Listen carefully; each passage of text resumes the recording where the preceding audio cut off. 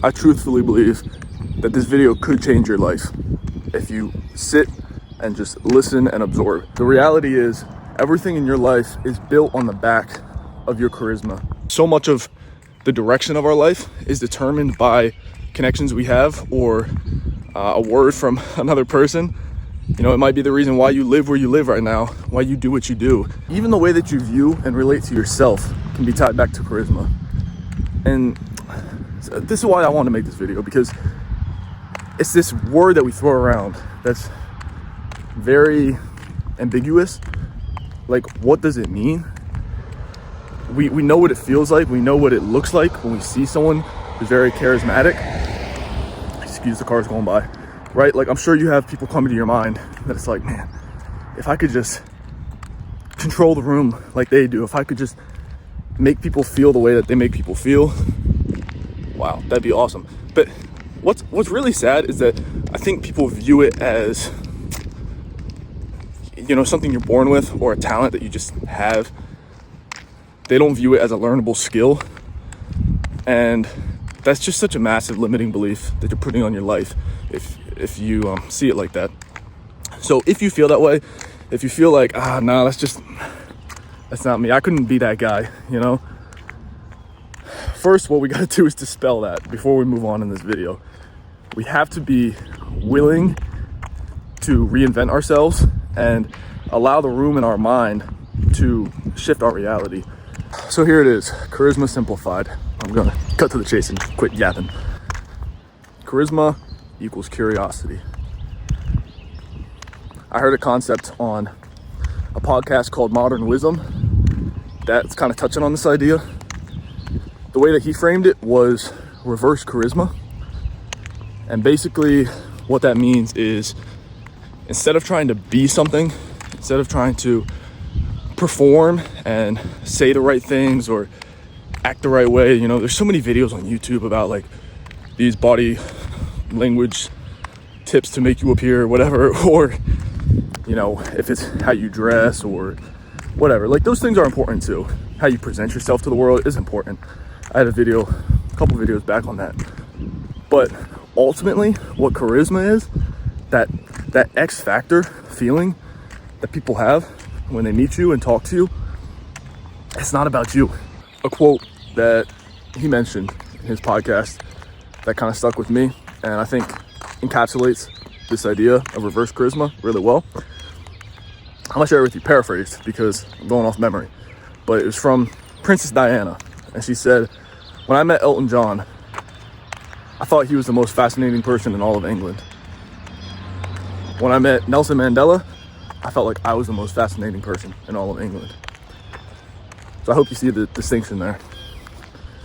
The fact of the matter is, people are really thinking about themselves. They're not thinking about how cool you appear or really just you at all. They're not. The only reason that people get so invested in certain people and like fangirl, fanboy, is because they see themselves in those people. And those people provide some sort of value to them. Be that just a feeling, or, you know, sometimes it's a social hierarchy thing, like you get in friend groups, or you get something from a person. That's why you find interest in them naturally. That's why it's so unnatural, but important to be intentional about actually caring about people. Just because you're genuinely interested and you want to show them that you care. That's the magic of reverse charisma, because you don't need to remember these certain phrases or certain, you know, body language things. Your performance and presentation to the world, you don't have to mash all that stuff in your brain and remember it. All you have to remember is care about the other person. Be curious about the other person. This just cures so much socially. I think that so many people have social anxiety or, you know, low confidence socially because they're up in here and they're thinking about themselves and they're in their own head. All you have to do is look outside of yourself and just take some interest in a person. And it doesn't have to be perfect. You can still be, you know, a little shy, stumble over your words. It doesn't matter. If you're showing interest in them, they're gonna love that, because like I was saying, everybody's thinking about themselves. So if you get them talking about themselves, Nobody is gonna not like that. They're gonna like you as a person. And that's such an unlock for anything that someone could be in your life. You know, this could look like on a dating scene, instead of being like trying to show a girl or a guy like how cool you are and this and that, just ask them questions about themselves. Just try to figure out who they are, what makes them tick, what they're really excited about. That's all you got to do. In an interview where it's very much about like your presentation to them and demonstrating your value as a potential employee, even then, bro, like, take interest in the person that's interviewing you, but also in the company. Just having this general aura and habit of curiosity communicates so much. It communicates that you're humble, first of all. You're not self-centered. It also communicates that you're willing and desirous to learn, right? This is the most magical fallback you can have in any conversation or relationship. It really is. And what it comes down to, for the most part, is asking good questions. Questions that encourage more conversation, that really make people think and reflect. Questions that show you're listening well and, you know, you're putting yourself in their shoes. I'm actually going to make another video on that. I've been thinking a lot about what makes a good question, so stay tuned for that.